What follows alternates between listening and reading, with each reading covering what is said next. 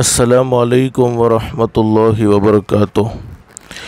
अल्हम्दुलिल्लाहि वकफ़ा वसलामुन अला इबादिहिल्लज़ीना इस्तफ़ा अम्मा बाद। अऊज़ु बिल्लाहि मिनश शैतानिर रजीम। बिस्मिल्लाहिर रहमानिर रहीम। या अय्युहल्लज़ीना आमनू कुतिबा अलैकुमुस्सियामु कमा कुतिबा अलल्लज़ीना मिन क़ब्लिकुम लअल्लकुम तत्तक़ून अय्यामम मअदूदात फमन कान मिनकुम मरीज़न औ अला सफ़रिन फ़इद्दतुम मिन अय्यामिन उख़र व अलल्लज़ीना युतीक़ूनहु फ़िद्यतुन तआमु मिस्कीन फमन ततव्वा खैरन फ़हुव खैरुल लह व अन तसूमू खैरुल लकुम इज़ कुन्तुम तअलमून।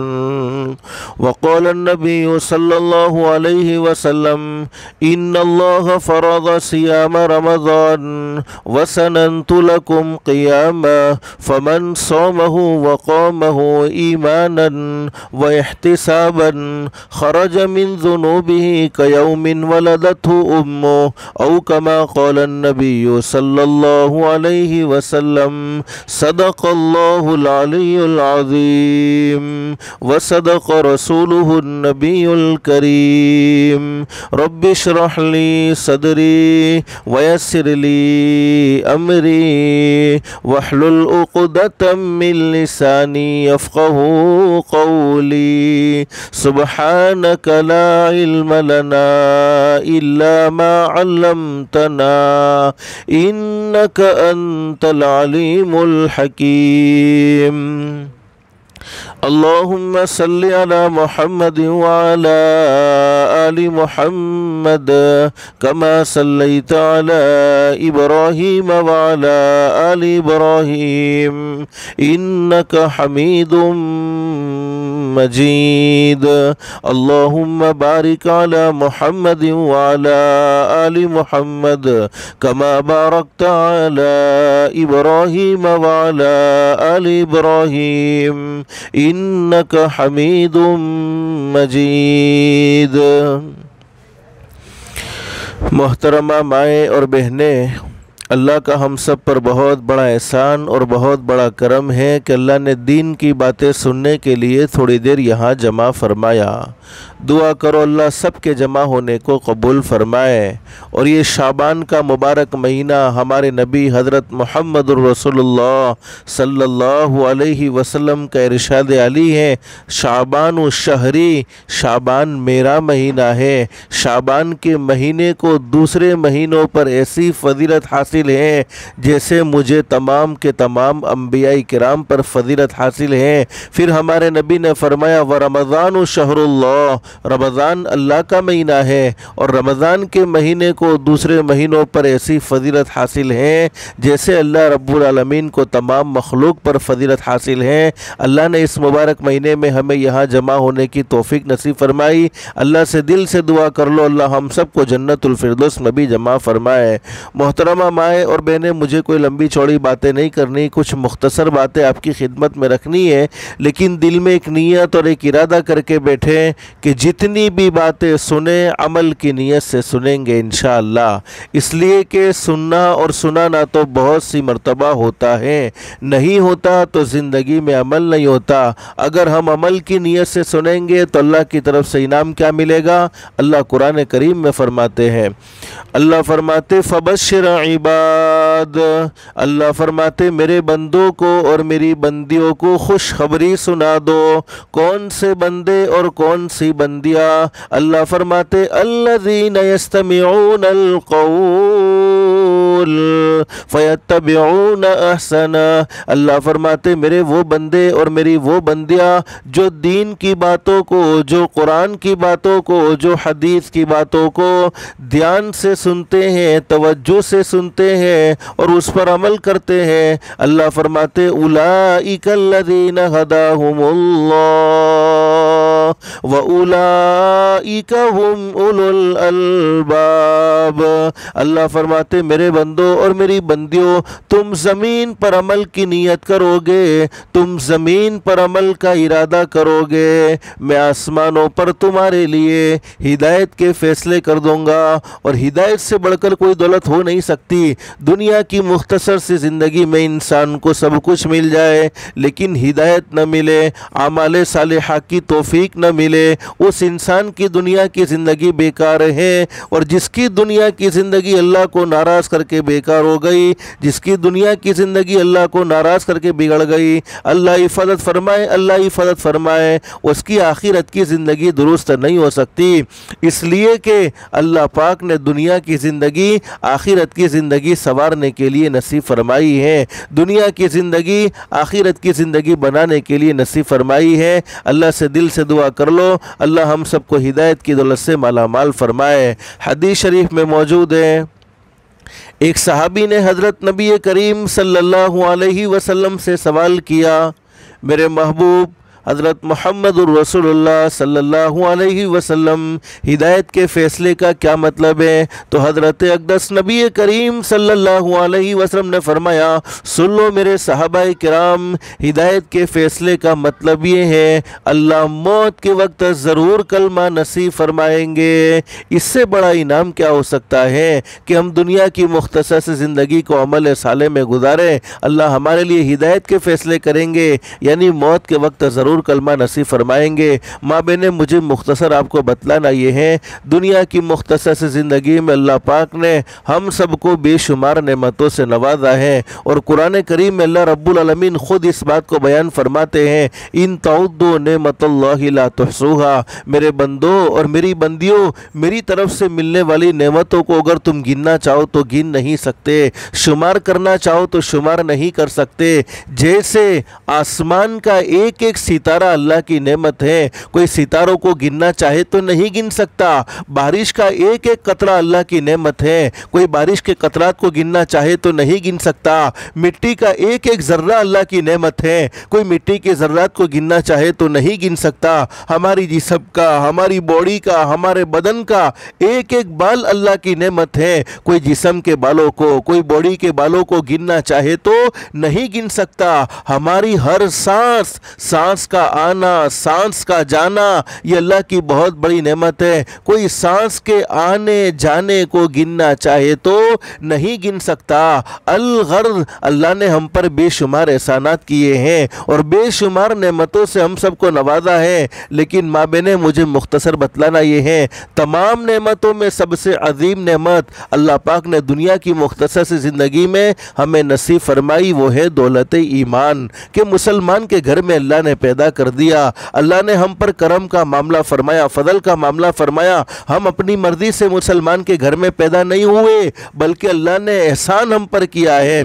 कुरान करीम में अल्लाह रब्बुल आलमीन फरमाते हैं, बलिल्लाहु यमुन्नु अलैकुम अन हदाकुम लिल ईमान इन कुंतुम सादिकीन। अल्लाह फरमाते, मेरे बंदों और मेरी बंदियों, ये मत समझना कि तुम अपनी मर्जी से मुसलमान के घर में पैदा हो गए हो, बल्कि अल्लाह फरमाते, ये तो मैंने तुम पर एहसान का मामला किया है, ये तो मैंने तुम पर फजल का मामला किया है कि ईमान की दौलत से माला माल फरमाया है। वरना अल्लाह फरमाते, मैं चाहता तो तुमको यहूदी के घर में भी पैदा कर सकता था, मैं चाहता तो तुमको ईसाई के घर में भी पैदा कर सकता था, मैं चाहता तो तुमको मजूसी के घर में भी पैदा कर सकता था, लेकिन ये मेरा एहसान है, ये मेरा फजल है, ये मेरा करम है कि मैंने तुम्हें ईमान की दौलत से माला माल फरमाया। माँ बहने, मुझे मुख्तसर बतलाना ये है, अल्लाह पाक हमें दुनिया की ज़िंदगी में नेमतें देते हैं और नेमतें देने वाली ज़ात एक अल्लाह ही की है। कुरान करीम में अल्लाह रब्बुल आलमीन फरमाते, सुम्मा लतुसअलुन्ना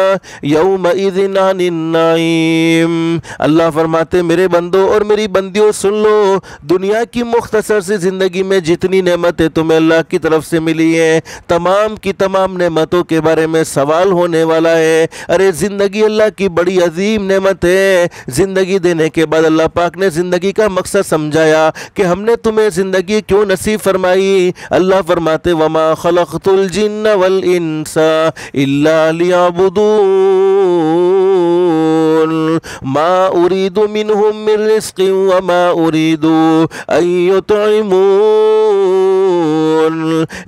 इन्नल्लाह हुवर्रज़्ज़ाक़ुज़ुल क़ुव्वतिल मतीन। अल्लाह फरमाते हमने इंसानों को और जिन्नातों को इसलिए ज़िंदगी नसीब फरमाई है ताकि दुनिया की मुख्तसर सी ज़िंदगी में मेरी इबादत करके मुझे पहचान ले। अब कुरान करीम में मौजूद है कि दुनिया की ज़िंदगी में जितनी नेमतें मिली है तमाम की तमाम नेमतों के बारे में सवाल होने वाला है। ईमान अल्लाह की अजीम नेमत है, ईमान के बारे में सवाल होने वाला है। अरे जवानी अल्लाह की बड़ी अजीम नेमत है, अजीम नेमत है, जवानी के बारे में सवाल होगा। तंदुरुस्ती, सेहत, फुर्सत अल्लाह की बड़ी अजीम नेमत है, उसके मुतालिक सवाल होगा। कुरान करीम हमारे घर में मौजूद है, कुरान करीम के मुतालिक सवाल होगा कि तुमने कुरान करीम का क्या हक अदा किया, कुरान करीम से तुम्हारा ताल्लुक कैसा था, कुरान करीम से तुम्हें कैसी मोहब्बत थी। अल्लाह ने माल नसीब फरमाया, अल्लाह ने नेमतें नसीब फरमाई, तमाम की तमाम नेमतों के बारे में अल्लाह पाक पूछने वाले हैं। और कुरान करीम के एक मकाम पर अल्लाह फरमाते हैं लइन शकरतुम लज़ीदन्नकुम वलइन कफरतुम इन्न अज़ाबी लशदीद। अल्लाह फरमाते मेरे बंदों और मेरी बंदियों, अगर तुम्हें मेरी तरफ से कोई नेमत मिल जाए और उस नेमत का तुम शुक्र अदा करते रहोगे, नेमत की कदर करते रहोगे, नेमत को संभालोगे, अल्लाह फरमाते लज़ीदन्नकुम, नेमतें बढ़ती चली जाएगी। वलइन कफरतुम, और अगर तुमने मेरी नेमत की नाकदरी कर ली, इन्न अज़ाबी लशदीद, फिर मेरा अज़ाब बड़ा सख्त है। हज़रत मूसा अलैहिस्सलाम एक बहुत ऊंचे दर्जे के नबी गुजरे हैं। हज़रत मूसा अलैहिस्सलाम के बारे में लिखा है कि वो अल्लाह से बातें करते थे, कोहे तूर पर जाते थे और अल्लाह से बातें करते थे। हज़रत मूसा अलैहिस्सलाम एक मरतबा अल्लाह से बातें करने के लिए जा रहे हैं। माँ बहनें ये बात याद रखें, हमारे नबी हज़रत मोहम्मद रसूलुल्लाह सल्लल्लाहु अलैहि वसल्लम आखिरी नबी है, लेकिन हमारे नबी के दुनिया में तशरीफ़ लाने से पहले बहुत से अम्बिया किराम दुनिया में तशरीफ़ लाए। सबसे पहले नबी हज़रत आदम अलैहिस्सलाम है, उनमें से एक नबी हज़रत मूसा अलैहिस्सलाम जो हमारे नबी हज़रत मोहम्मद रसूलुल्लाह सल्लल्लाहु अलैहि वसल्लम के दुनिया में तशरीफ़ लाने से पहले तशरीफ़ लाए। हज़रत मूसा अलैहिस्सलाम एक मरतबा कोहे तूर पर अल्लाह से बातें करने के लिए जा रहे हैं। रास्ते में एक आदमी से मुलाकात हो गई। अब उस आदमी को अल्लाह ने बड़ा माल दिया था, बड़ी इज्जतें दी थी, बड़ी दौलत से सरफराज फरमाया था। तो उस आदमी ने कह दिया कि हज़रत अल्लाह के नबी आप कहाँ जा रहे हो?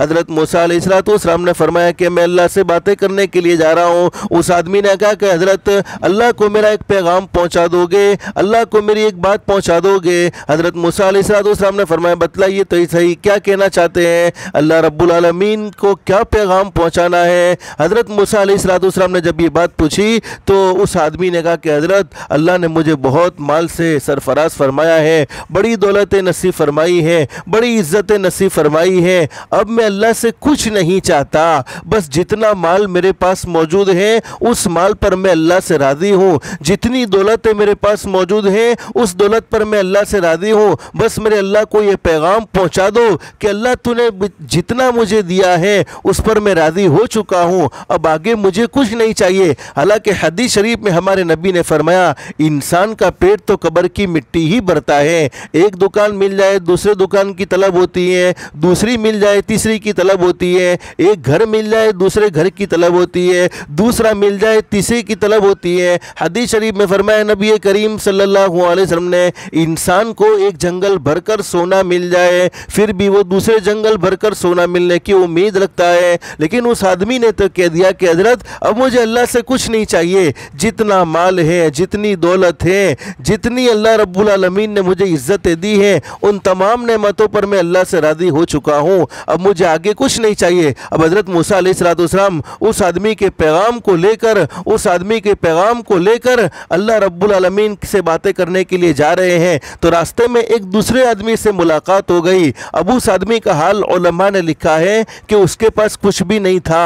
अरे आधा बदन नंगा था, आधा बदन उसने मिट्टी से छुपाया हुआ था, अब भूख भी थी, उसे खाने को भी कुछ नहीं था। उस आदमी ने हज़रत मूसा अलैहिस्सलाम को रोका और हज़रत मूसा अलैहिस्सलाम से पूछा कि अल्लाह के नबी कहाँ जा रहे हो? हज़रत मूसा अलैहिस्सलाम ने फरमाया कि अल्लाह से बातें करने के लिए कोहे तूर पर जा रहा हूँ। तो उस आदमी ने कहा जो बिल्कुल गरीब था, जिसके पास पूरे बदन छुपाने को कपड़े भी नहीं थे। उसने आधा बदन तो मिट्टी से छुपाया हुआ था और उसका आधा बदन तो खुला था। तो उस आदमी ने कह दिया कि मेरा पैगाम मेरे रब को पहुंचा दोगे? हजरत मूसा अलैहिस्सलाम ने फरमाया क्या पैगाम है? उस आदमी ने कह दिया कि अल्लाह से कह दो अल्लाह मुझे मालदार बना दे। अरे मेरे पास खाने पीने को भी कुछ नहीं है, पहनने को कपड़ा भी नहीं है, अल्लाह से कह दो कि अल्लाह मुझे दौलत से सरफराज फरमा दे, अल्लाह मुझे नेमतों से सरफराज फरमा दे। हजरत मूसा अलैहिस्सलाम उस आदमी के भी पैगाम को लेकर कोहे तूर पर पहुंचे हैं। जब अल्लाह से बातें होने लगी तो अल्लाह रब्बुल आलमीन के बारगाह में, अल्लाह रब्बुल आलमीन के दरबार में हजरत मूसा अलैहिस्सलाम ने फरमाया मेरे पैदा करने वाले अल्लाह, मेरे एक उम्मती ने मुझे ये पैगाम दिया था कि तूने उसे बड़ा माल दिया है, बड़ी नेमतों से सरफराज फरमाया है, बड़ी दौलतों से सरफराज फरमाया है। अब उस आदमी को कुछ नहीं चाहिए, बस अल्लाह तू बस कर दे, उसके पास जितना है उसने उतने पर वो राजी हो चुका है, आगे उसे कुछ चाहिए नहीं। हजरत मूसा अलैहिस्सलाम ने जब अल्लाह से ये बात कही तो अल्लाह ने फरमाया मेरे नबी मूसा मेरे उस बंदे को कह दो अगर तू अल्लाह से नेमतें नहीं चाहता तो अल्लाह का शुक्र अदा करना छोड़ दे। अगर अल्लाह का शुक्र अदा नहीं करेगा तो नेमत नहीं मिलेगी, वहां से नेमतें स्टॉप हो जाएगी, वहां से नेमतें क्लोज हो जाएगी। हजरत मूसा अलैहिस्सलाम ने एक दूसरे आदमी का पैगाम रखा कि अल्लाह एक दूसरे आदमी से भी मुलाकात हुई थी जिसके पास कुछ भी नहीं है। अरे उसका आधा बदन तो नंगा था, आधा बदन उसने मिट्टी से छुपाया हुआ था, उसके पास खाने को भी कुछ नहीं है, बदन छुपाने को कपड़ा भी नहीं है। ए अल्लाह तू उसे सरफराज फरमा दे मालो दौलत से, उसे खाने के लिए खाना नसीब फरमा दे, बदन छुपाने के लिए कपड़ा नसीब फरमा दे।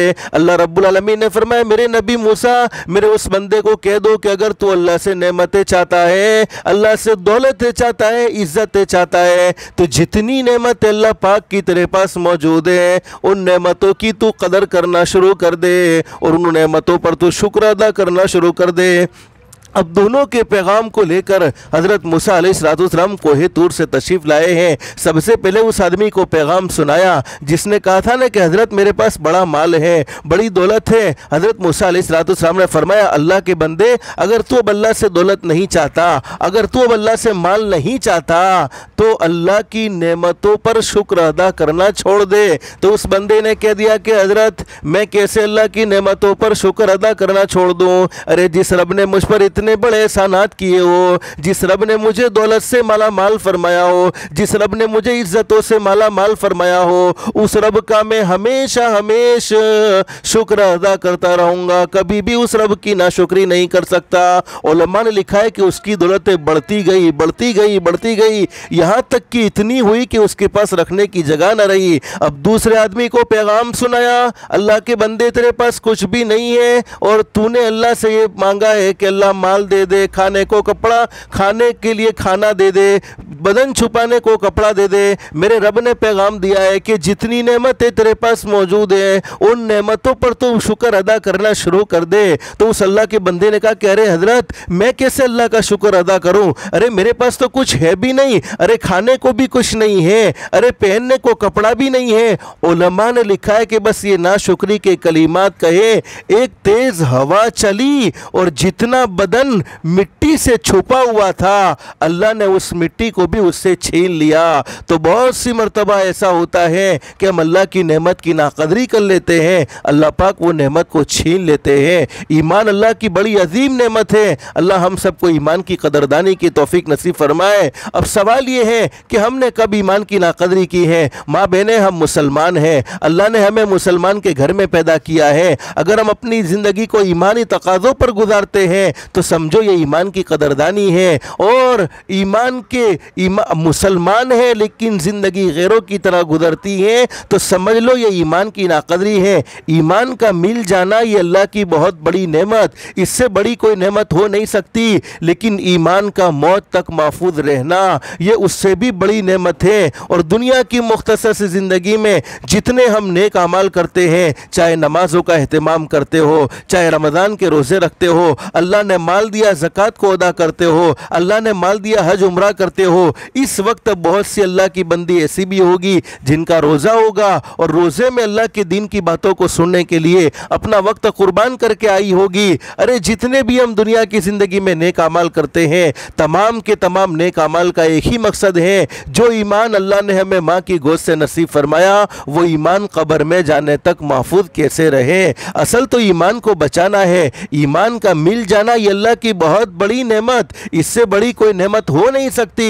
लेकिन ईमान का मौत तक महफूज रहना ये उससे भी बड़ी नेमत है। अब ईमान मिल जाने के बाद एक मुसलमान मर्द की क्या जिम्मेदारी है, एक मुसलमान औरत की क्या जिम्मेदारी है, मुसलमान मर्द को कैसी ज़िंदगी गुजारनी चाहिए, मुसलमान औरत को कैसी ज़िंदगी गुजारनी चाहिए, उस ज़िंदगी को वाज़े करने के लिए, ईमान की हकीकत को समझाने के लिए अल्लाह पाक ने अंबिया किराम का सिलसिला शुरू फरमाया, यानी अपने मासूम बंदों को नबी बनाकर दुनिया में भेजा। सबसे पहले नबी हज़रत आदम अलैहिस्सलाम इस दुनिया फ़ानी में तशरीफ़ लाए और सबसे आखिर में हमारे नबी हज़रत मुहम्मदुर रसूलुल्लाह सल्लल्लाहु अलैहि वसल्लम की ज़ाते गिरामी इस दुनिया फ़ानी में तशरीफ़ लाए। तमाम के तमाम अंबिया किराम ने एक ही पैगाम दिया, अल्लाह को मानो, अल्लाह की मानो, अल्लाह को मानो, अल्लाह की मानो। क्या मतलब अल्लाह को मानो? करने धरने वाली ज़ात एक अल्लाह की है, इज़्ज़त देने वाली ज़ात एक अल्लाह की है, जलील करने वाली ज़ात एक अल्लाह की है,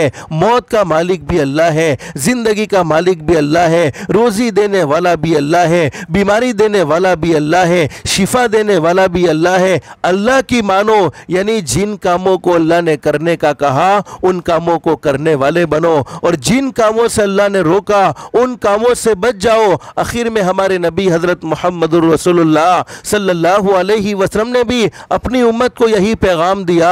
अरे कौन सी ज़िंदगी गुजारोगे तो कामयाब हो जाओगे, कौन सी ज़िंदगी गुजारोगे तो नाकाम हो जाओगे, कौन से रास्ते पर चलोगे तो जन्नत मिलेगी, कौन से रास्ते पर जाओगे तो जहन्नम के हवाले हो जाओगे। हमारे नबी हज़रत मुहम्मदुर रसूलुल्लाह सल्लल्लाहु अलैहि वसल्लम की पूरी ज़िंदगी यही फ़िक्र रही है, पूरी ज़िंदगी हमारे नबी यही फ़िक्र में गुजार दी। हमारे नबी ने पूरी ज़िंदगी इसी फ़िक्र में गुजार दी, मेरी उम्मत का हर मर्द, मेरी उम्मत की हर औरत कामयाब हो जाए, मेरी उम्मत का हर मर्द, मेरी उम्मत की हर औरत अल्लाह को राज़ी करने वाले हो जाए, अल्लाह को पहचान ले। हमारे नबी हज़रत मुहम्मदुर रसूलुल्लाह सल्लल्लाहु अलैहि वसल्लम ने हमसे बड़ी मोहब्बत की है। लेकिन माँ बहने मैं तुम्हें बतलाना चाहता हूँ, देखो तुम्हारा दीन बहुत आसान है, अल्लाह ने तुम्हें मकाम दिया है, मर्तबा दिया है। हदीस शरीफ में हमारे नबी की पसंदीदा चीज़ों में तीसरी चीज़ बयान फरमाई, नेक साले औरत, ऐसी औरत जिसको इस्लाम ने औरत कहा हो, जिसको इस्लाम ने नेक कहा हो। मैं अक्सर कहा करता हूँ तुम्हारे लिए लंबे लंबे बयान की कोई ज़रूरत नहीं है,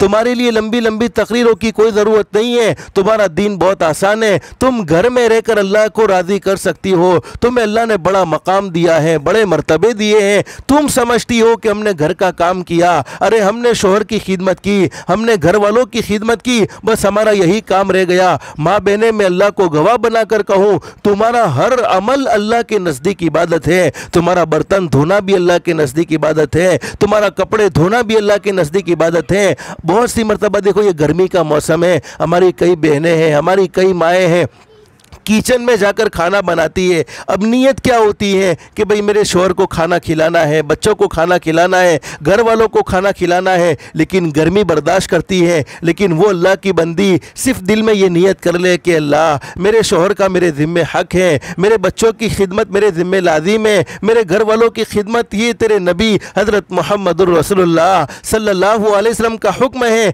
इसलिए मैं ये गर्मी को बर्दाश्त करके किचन में रहकर गर्मी को बर्दाश्त करके खाना बना रही हूँ। उलमा ने लिखा है कि औरत दुनिया वालों की नज़र में जब किचन से खाना बनाकर बाहर निकलती है, दुनिया वालों की नज़र में तो वो औरत किचन से खाना बनाकर बाहर निकली है, लेकिन अल्लाह की नज़र में उसने अपने लिए जन्नत का फैसला करवा लिया होता है। अब तुम क्या समझती हो, तुम्हें अल्लाह ने कोई मकाम नहीं दिया, तुम्हें अल्लाह ने कोई मर्तबा नहीं दिया? बहुत सी माँ बहनें कहती हैं अरे हमें तो अल्लाह ने कोई मकाम और मर्तबा दिया ही नहीं। अरे बहुत मकाम दिया, बहुत मर्तबा दिया, तुम्हें वो शान नसीब फरमाई। और इस्लाम मजहब ने औरत को जो मकाम दिया है, किसी मजहब ने औरत को वो मकाम और वो वैल्यू नहीं दिया। अब तुम अपने घर में रहती हो, घर में साफ़ सफाई करती हो, करनी चाहिए, पाकी आधा ईमान है, पाकी साफ़ी होनी चाहिए, लेकिन घर में तुम्हारा झाड़ू लगाना, अब तुम्हारी नीयत क्या होती है कि घर में झाड़ू लगाई तो घर अच्छा लगेगा। हाँ लगेगा, अच्छा लगाना चाहिए, अच्छा,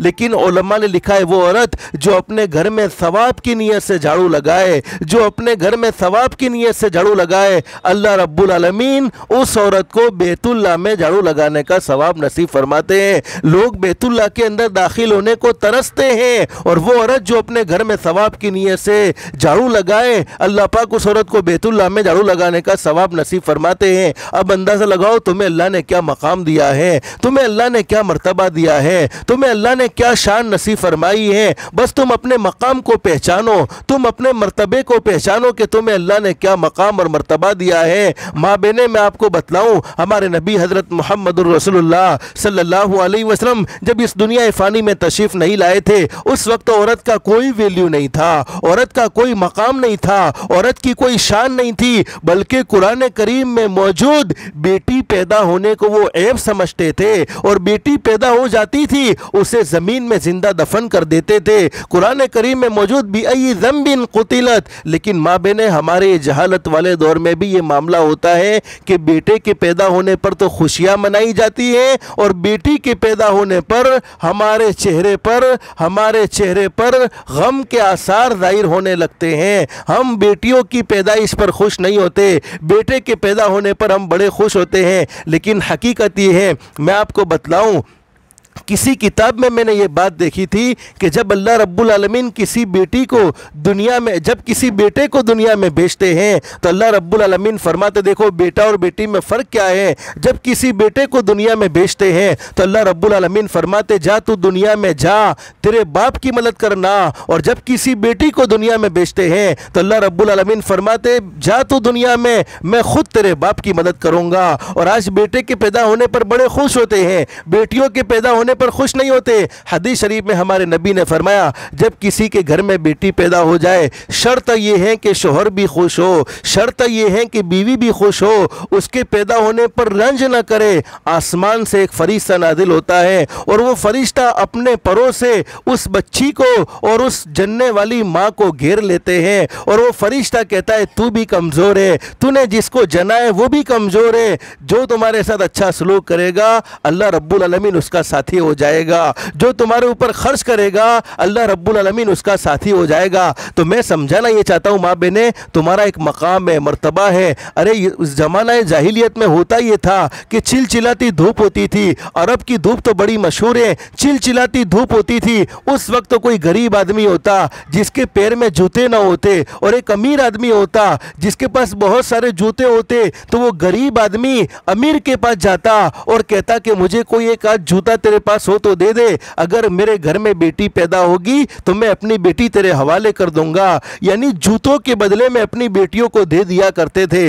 अब आप अंदाजा लगाओ कि कैसा जहालत का दौर था, लेकिन हमारे नबी ने आकर तुम्हें एक मकाम दिया, एक मर्तबा दिया कि औरत का बड़ा मकाम है। अगर वो तेरी माँ है तो उसके कदमों के नीचे जन्नत है, अगर वो तेरी बहन है तो ये तेरी इज्जत है, अगर वो तेरी बेटी है तो ये तेरी इज्जत है, अगर वो तेरी बीवी है तो इसका खर्चा तेरे जिम्मे लाजिम। और हमारे नबी ने फरमाया, मेरे उम्मतियों सुन लो, मर्दों से कहा कि तुम में सबसे बेहतर आदमी वो है। हमारे नबी ने फरमाया, किसी इंसान की अच्छाई का अंदाज़ा दोस्तों की महफिल से नहीं लगाया जा सकता, कारोबार की महफिलों से नहीं लगाया जा सकता, अरे और किसी नेक काम से नहीं लगाया जाता।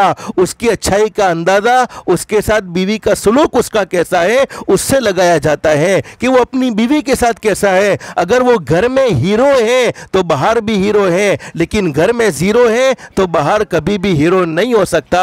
हमारे नबी ने वो मकाम तुम्हें नसीब फरमाया और मर्दों से ये बात कही, तुम में सबसे बेहतर वो है जो अपनी बीवी के साथ, अपने घर वालों के साथ अच्छा सलूक करे। तो मैं असल बतलाना ये चाहता हूँ, तुम्हें अल्लाह ने बड़ा मकाम दिया है, तुम्हें अल्लाह ने बड़ा मर्तबा दिया है। हदीस शरीफ में हमारे नबी ने फरमाया, देखो माँ बहन, दुनिया तो हर एक को छोड़नी है, मरने के बाद दो ठिकाने हैं, एक जन्नत वाला ठिकाना, एक जहन्नम वाला ठिकाना। दुनिया में कोई हमेशा हमेश के लिए नहीं रहा, बल्कि कि हर एक को एक न एक दिन ये दुनिया छोड़कर जाना है, हर एक को आखिरत का सफ़र करना है, हर एक को एक न एक दिन ये दुनिया छोड़ देनी पड़ेगी। और ये 2020 गुजर चुका, हमने दुनिया का हाल देखा है। 2021 गुजर चुका, 2022 गुजरने को है, हमने दुनिया का हाल देखा और मालूम नहीं आगे क्या होने वाला है। हम सबका ये अकीदा होना चाहिए कि आज तक जो कुछ हुआ वो भी हमारे पैदा करने वाले अल्लाह ने किया, और अभी जो कुछ हो रहा है वो भी हमारा पैदा करने वाला अल्लाह ही कर रहे हैं, और आइंदा जो कुछ होने वाला है वो भी हमारा पैदा करने वाला अल्लाह ही करने वाला है।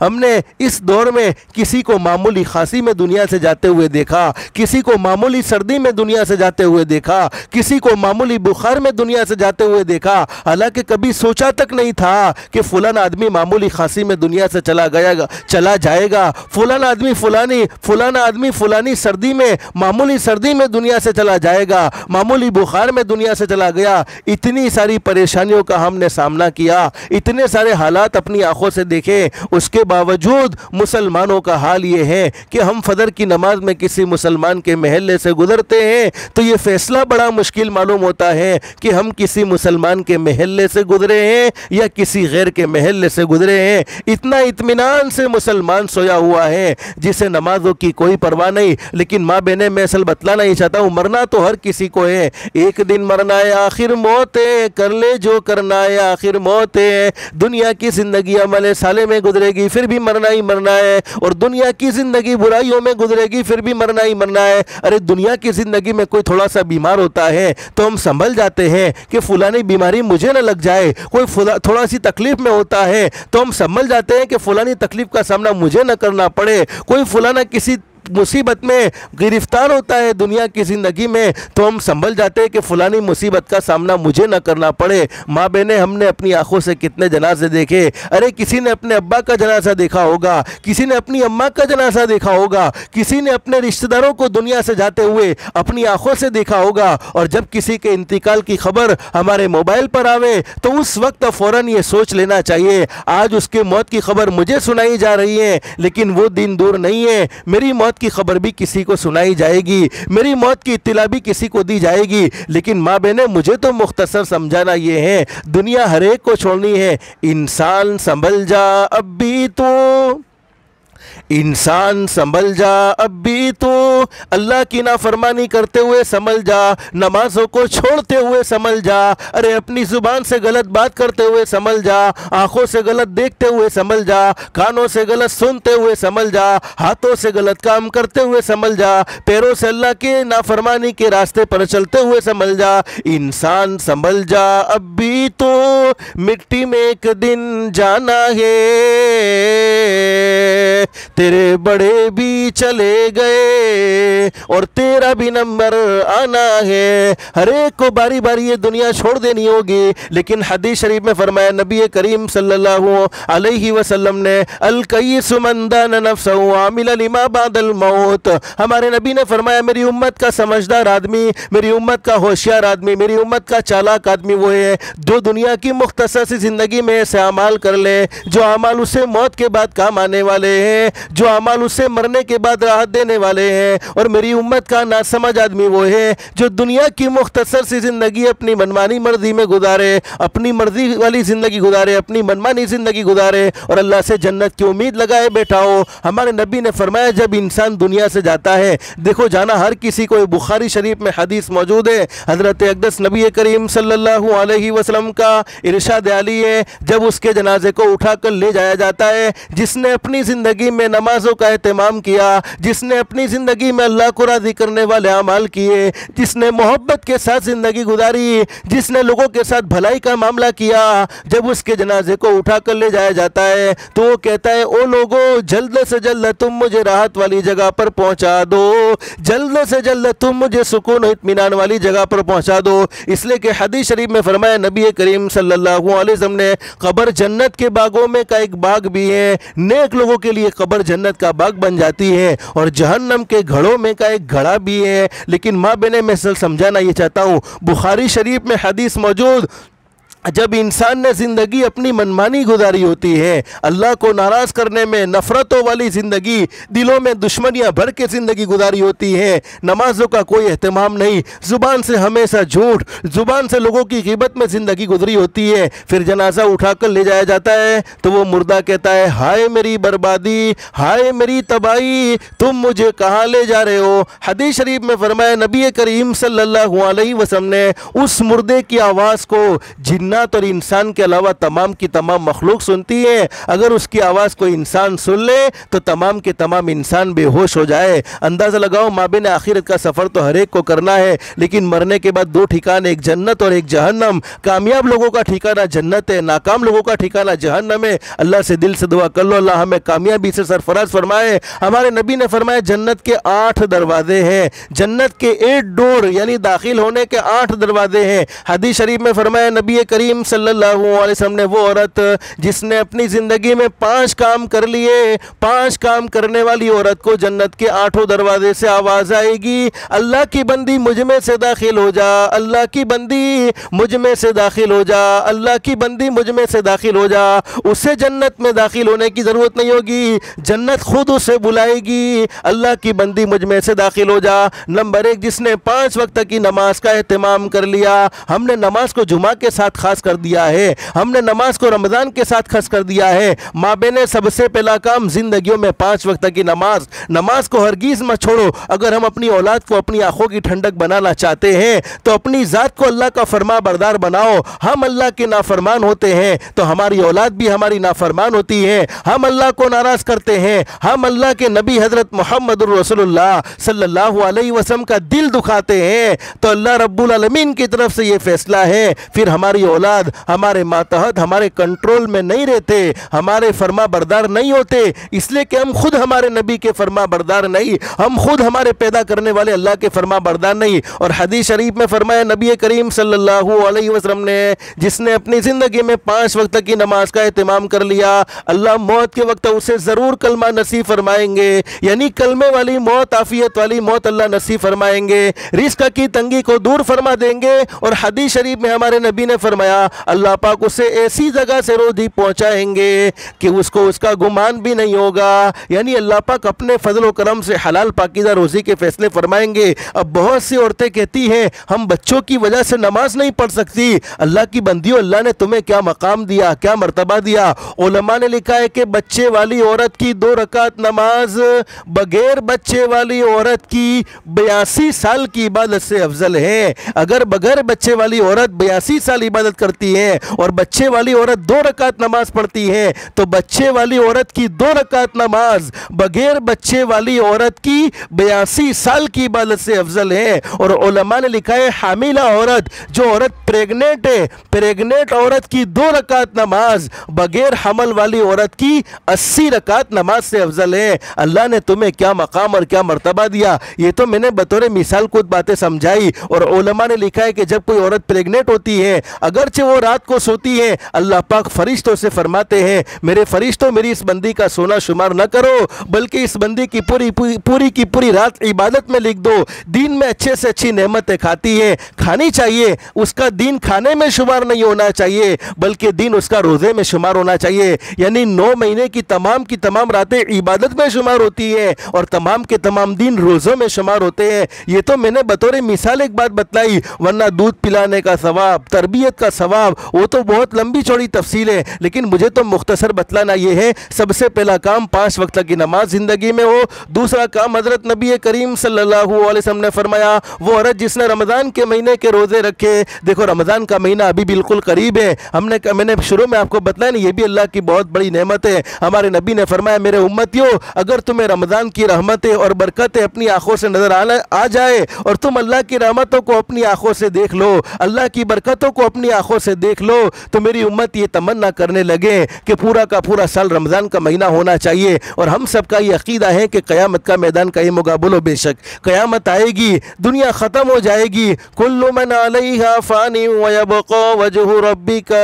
ज़ुल जलाली वल इकराम। अल्लाह फरमाते दुनिया में पैदा होने वाली हर चीज़ को फ़ना हो जाना है, हर चीज़ को ख़त्म हो जाना है, हर चीज़ को मिट जाना है। बाकी रहने वाली अगर ज़ात किसी की है तो वो सिर्फ एक अल्लाह की है जो हमेशा हमेशा है और हमेशा हमेशा रहेंगे। बाकी सिर्फ अल्लाह की ज़ात रहेगी। लेकिन हदीस शरीफ में हमारे नबी ने फरमाया क़यामत के करीब वक्त में से बरकत को ख़त्म कर दी जाएगी। अरे साल महीनों के बराबर हो जाएंगे, महीने हफ्तों के बराबर हो जाएंगे, हफ्ते दिनों के बराबर हो जाएंगे और दिन घंटों के बराबर हो जाएंगे और घंटे मिनटों के बराबर हो जाएंगे। देखो आप अंदाजा लगाओ, एक जुमा गुजरता नहीं फौरन दूसरा जुम्मा सर पर आकर खड़ा हो जाता है। एक रमज़ान अभी गुजरा नहीं था, फौरन दूसरा रमज़ान आ गया। तो इससे क्या मालूम होता है कि वक्त में से बरकत ख़त्म हो गई, हम बिल्कुल क़यामत के करीब आ चुके। लेकिन हमारे नबी ने फरमाया मेरी उम्मत की वो औरत जिसने रमज़ान के रोज़े रखे। देखो माँ बहने, अगर हमारी तरबियत औलाद की सही होती है तो अल्लाह पाक कहाँ से कहाँ पहुँचा देता है। आपने एक अल्लाह के वली का नाम सुना होगा, हज़रत पीरान पीर आलिम रब्बानी महबूब सुब्हानी शेख अब्दुल कादिर जिलानी रहमतुल्लाह अलैह की माँ फरमाती है, माँ का नाम लिखा है फातिमा, लेकिन लोग फातिमा नहीं कहते थे, लोग उम्मुल खैर कहते थे, यानी भलाइयों की माँ। पीरान पीर आलिम रब्बानी की माँ क्या फरमाती है कि मेरे पेट में हमल रहा, मैं प्रेग्नेंट हुई, मेरे पेट में बच्चा रहा, मैंने अपने बच्चे को 9 महीने पेट में रखा। यहाँ पर मुझे आसमान पर रमज़ान का चांद नजर आया, ज़मीन पर मुझे अब्दुल कादिर नजर आ गए। यानी पीरान पीर रमज़ान की चांदवी रात को तशरीफ लाए। लेकिन पीरान पीर की माँ क्या फरमाती है, मैं अपने बेटे को सहरी से लेकर इफ्तार तक दूध पिलाऊं तो मेरा बेटा दूध न पिए, और इफ्तार से लेकर सहरी तक दूध पिलाऊं तो मेरा बेटा दूध पिए। पीरान पीर की माँ फरमाती है ये मेरा प्यारा बेटा अब्दुल कादिर उम्मत मोहम्मदिया का ऐसा पहला शख्स था जिसने पैदा होते ही पूरे रमज़ान के रोज़े रख लिए। अब अंदाज़ा लगाओ, तरबियत माँ बाप की ज़िंदगी तकवे वाली होती है तो औलाद नेक पैदा होती है। तो मैं असल दूसरा काम बतला रहा था, रमज़ान के रोज़े, इसको किसी भी हाल में ना छोड़ो। हमारे नबी ने सहाबाए किराम से फरमाया मेरे सहाबाए किराम, आज गर्मी के मौसम में रमज़ान के रोज़े बड़े मुश्किल मालूम होते हैं। अरे हम जहन्नम की गर्मी को भूल गए कि जहन्नम की गर्मी कैसी ज़बरदस्त होगी। हमारे नबी ने फरमाया सहाबाए किराम से, मेरे सहाबाए किराम नमाज पढ़ोगे जन्नत मिलेगी, हज करोगे जन्नत मिलेगी, ज़कात अदा करोगे जन्नत मिलेगी, किसी के साथ भलाई का मामला करोगे जन्नत मिलेगी, रोज़ा रखोगे जन्नत नहीं मिलेगी। सहाबा ने पूछा अल्लाह के नबी रोज़ा रखने पर जन्नत नहीं मिलेगी? हमारे नबी ने फरमाया ना ना मेरे सहाबाए किराम, रोज़ा रखने पर जन्नत नहीं बल्कि रोज़ा रखने पर तो खुद अल्लाह मिल जाएगा। जन्नत मिले तो एक मिले, 2 मिले, अल्लाह मिला तो दुनिया भी मिल गई, आखिरत भी मिल गई। मेरी माँ बहनें, मैं असल बतलाना ये चाहता था कि रमज़ान के रोज़े को बगैर किसी शरई उज़्र के न छोड़े। हाँ, अगर मजबूरी है कि जिन अय्याम में नमाजें माफ़ हो जाती है इन अय्याम में रोज़े भी माफ़ होते हैं। अलबत्ता नमाजों की कदा नहीं करनी होती, लेकिन रोज़े की कदा रमज़ान के महीने के बाद ज़रूर कर देनी है। तो दूसरा काम, रमज़ानुल मुबारक के महीने के रोज़े। हज़रत मूसा अलैहिस्सलाम ने एक मरतबा अल्लाह से सवाल किया, अल्लाह रब्बुल आलमीन से बातें कर रहे हैं और हज़रत मूसा अलैहिस्सलाम अल्लाह की आवाज़ को बहुत साफ और बहुत क्लियर सुन रहे हैं। तो हज़रत मूसा अलैहिस्सलाम के दिल में ख्याल हुआ कि मैं अल्लाह से सवाल कर लूँ कि मेरा अल्लाह मुझसे कितना करीब है। हज़रत मूसा अलैहिस्सलाम ने अल्लाह से सवाल किया कि इलाहुल आलमीन, ये कोहे तुर पर मैं आया हूँ, मैं तुझसे बातें करता हूँ, तेरी आवाज़ बहुत साफ आ रही है, तेरी आवाज़ बहुत क्लियर आ रही है, अल्लाह ये तो बतला दे कि तू मुझसे कितना करीब है। अल्लाह ने फरमाया मेरे नबी मूसा, करीब के बारे में सवाल न करो, तुम्हारे और मेरे दरमियान तो 70,000 नूर के पर्दे लगे हुए हैं, यानी 70,000 नूर के पर्दे लगे हुए हैं। और एक नूर के पर्दे की मसाफत, एक नूर के पर्दे का फासला 1000 साल का है, यानी तुम्हारे और मेरे दरमियान तो 70,000 साल का फासला है। हज़रत मूसा अलैहिस्सलाम ने फरमाया अल्लाह, इससे तो ये मालूम होता है कि तू मुझसे बहुत दूर है। अल्लाह ने फरमाया हाँ मेरे नबी मूसा, मैं बहुत दूर हूँ। हज़रत मूसा अलैहिस्सलाम ने फिर फरमाया अल्लाह, तुझसे इतना करीब होगा कि तेरे और उसके दरमियान में कोई पर्दा ना हो। अल्लाह ने फरमाया हाँ, वो मेरे आखिरी नबी हज़रत मुहम्मदुर रसूलुल्लाह सल्लल्लाहु अलैहि वसल्लम होंगे। फिर हज़रत मूसा अलैहिस्सलाम ने पूछा कि अल्लाह, वो तो मैं जानता ही हूँ कि आखिरी नबी का तो एक मकाम है, एक मर्तबा है, आखिरी नबी के सदक़े में तो पूरी कायनात को सजाया गया है, आखिरी नबी के सदक़े में तो पूरी कायनात को बनाया है, लेकिन आखिरी नबी के अलावा भी कोई होगा? अल्लाह ने फरमाया हाँ मेरे नबी मूसा, मेरे आखिरी नबी की उम्मत होगी जिनको मैं रमज़ान का महीना अता करूँगा, और रमज़ान के महीने में वो रोज़ा रखेंगे, और रोज़ा रखने के बाद वो इफ्तार से पहले पहले मेरे सामने दुआओं के लिए हाथ उठाएंगे, उस वक्त उनके और मेरे दरमियान कोई पर्दा नहीं रहेगा। अब अंदाज़ा लगाओ माबेन अल्लाह पाक हमें वो मुक़द्दस महीना नसीब फरमाने वाले हैं। अल्लाह हम सबको इसकी कदरदानी की तौफीक नसीब फरमाए। और हमारे नबी ने फरमाया मन सलीम लहू रमज़ान सलीमत लहू सना, जिसका रमज़ान का महीना सही सालिम गुजर गया। क्या मतलब? जिसने रमज़ान के महीने में अपने आप को गुनाहों से बचा लिया, रमज़ान के महीने में अपने आप को नेकी का आदी बना लिया, अल्लाह पाक उसका पूरा साल सही सालिम गुजारेगा। और हमारे नबी सहाबा इकराम को शाबान के महीने में एक दुआ सिखलाते थे, हम भी याद करेंगे इंशाअल्लाह। उस दुआ को मांगने की बरकत से अल्लाह पाक ईद तक कोई बीमारी में हमें मुब्तला इंशाअल्लाह नहीं करेगा, कोई टेंशन में हमें मुब्तला नहीं करेगा, कोई दुख हमारी ज़िंदगी में ईद तक नहीं आएगा।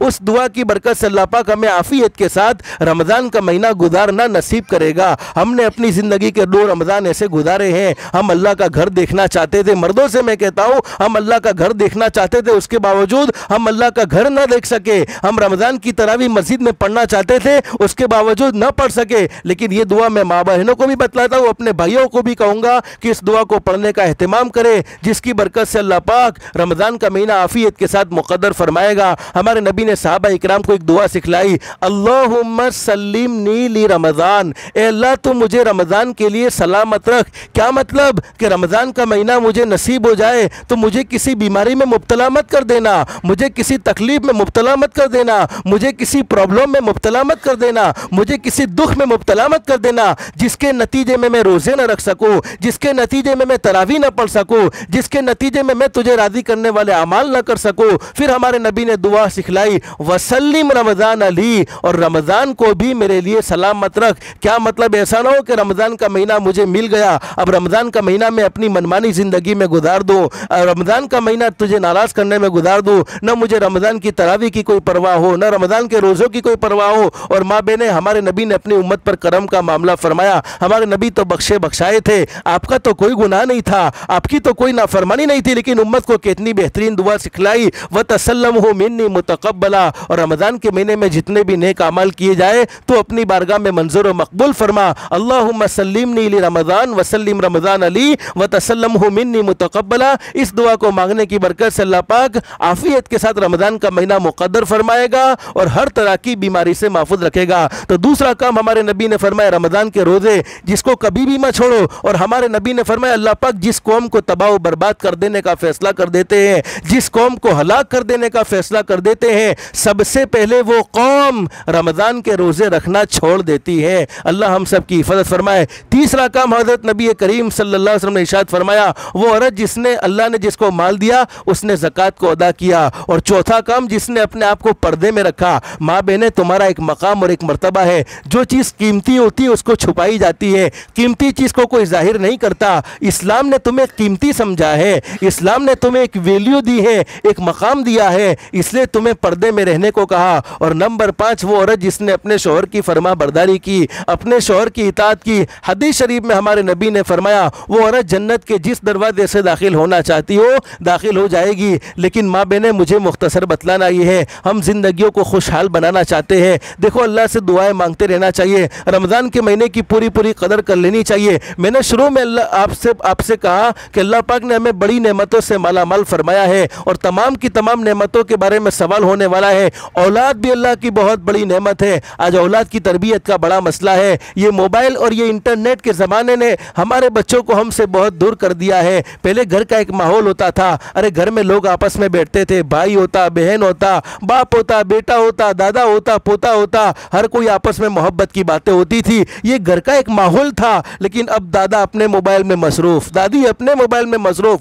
बाप अपने मोबाइल में मसरूफ़, माँ अपने मोबाइल में मसरूफ़, बेटी अपने मोबाइल में मसरूफ़, बेटा अपने मोबाइल में मसरूफ़। माँ बहनें, मैं आपसे कहूँगा, अगर हम अपनी औलाद को अपनी आँखों की ठंडक बनाना चाहते हैं, जैसे दुनियावी तालीम पढ़ाते हो पढ़ाना चाहिए, इसका कोई इनकार नहीं है। मुसलमानों को अच्छे डॉक्टर की भी ज़रूरत है, मुसलमानों को अच्छे इंजीनियर की भी ज़रूरत है, मुसलमानों को अच्छे वकील की भी ज़रूरत है। लेकिन ऐसा ना हो कि हमने सिर्फ दुनिया की तालीम से वाकिफ़ किया, आखिरत की तालीम से वाकिफ़ न किया। इसलिए कि अगर हमने अपने बच्चों को दीन सिखाया होगा, कुरान करीम की तालीम से वाकिफ़ किया होगा, हदीस शरीफ की तालीम से वाकिफ़ किया होगा, हम मर कर दुनिया से चले जाएंगे। ये जितने नेक अमाल हमारी औलाद करेगी उसका सवाब हमें भी मिलता रहेगा। तो औलाद भी अल्लाह की बहुत बड़ी नेमत है। औलाद की तरबियत के लिए आज से आपको एक काम ये तय करना है, रोज़ाना 5-7 मिनट अपने मोबाइल को बंद करो और 5-7 मिनट रोज़ाना यकसुई के साथ तालीम को ज़िंदा करो। घर के अंदर तालीम में तमाम के तमाम छोटा बच्चा हो उसे भी प्यार और मोहब्बत से बिठाओ।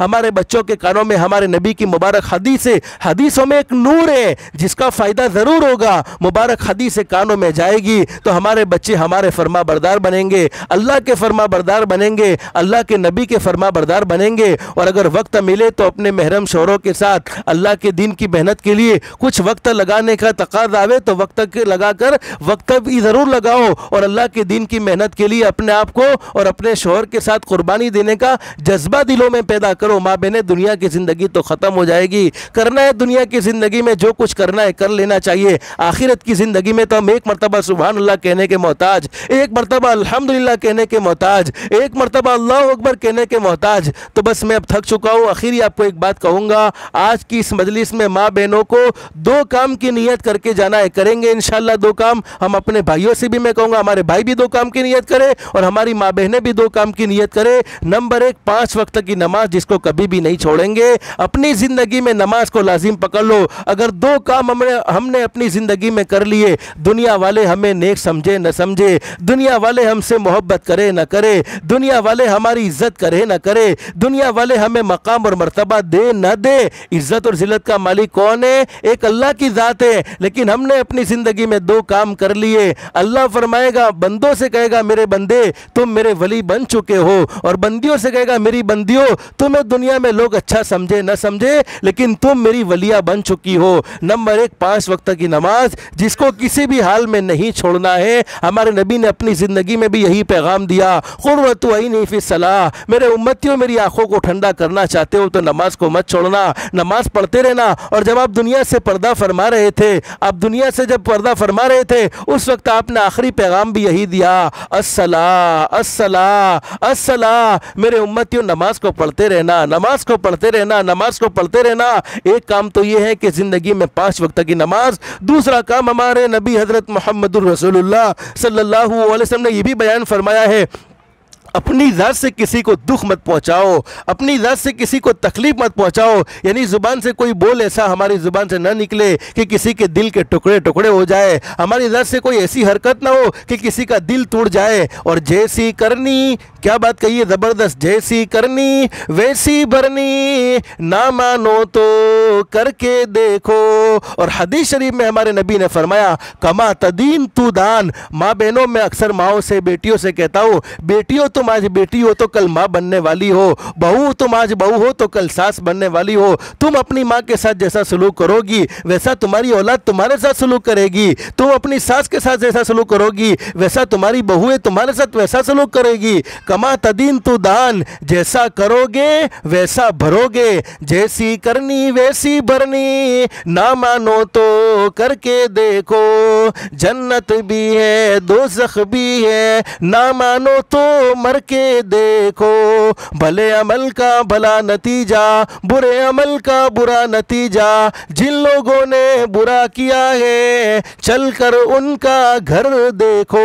यानी किसी को सताने वाले, किसी के दिल के टुकड़े टुकड़े करने वाले, अल्लाह पाक उनकी ज़िंदगियों से सुकून इत्मीनान को छीन लेते हैं। और हदीस शरीफ में हमारे नबी हज़रत मुहम्मद रसूलुल्लाह सल्लल्लाहु अलैहि वसल्लम ने इरशाद फरमाया, अल्लाह रब्बुल आलमीन बड़ा करीम है, रहीम है। दुनिया की ज़िंदगी में जितने गुनाह होते हैं चाहे तो अल्लाह अपने फजलो करम से माफ़ फरमा दे, चाहे तो उसकी सज़ा को आखिरत पर मौकूफ़ कर दे। लेकिन 2 गुनाह ऐसे हैं जिनकी सज़ा मरने से पहले पहले, आखिरत में तो मिलती ही मिलती है लेकिन मरने से पहले पहले दुनिया की ज़िंदगी में भी ज़रूर मिलती है। नंबर 1, जिसने माँ बाप के दिल के टुकड़े टुकड़े किए, माँ बाप को नाराज़ किया, माँ बाप को तकलीफ पहुँचाई, माँ बाप को दुख पहुँचाया, उसको मरने से पहले पहले दुनिया में ज़रूर सज़ा मिलती है। और हमारे नबी ने फरमाया ने, एक मरतबा आप मिंबर पर तशरीफ़ फरमा हुए, पहली सीढ़ी पर कदम, दूसरी सीढ़ी पर कदम, तीसरी सीढ़ी पर कदम रखते हुए आपने आमीन फरमाया। साहबा ने पूछा तो आपने एक बात बयान फरमाई, जिब्रील अमीन ने फरमाया, हलाक हो जाए वो शख्स,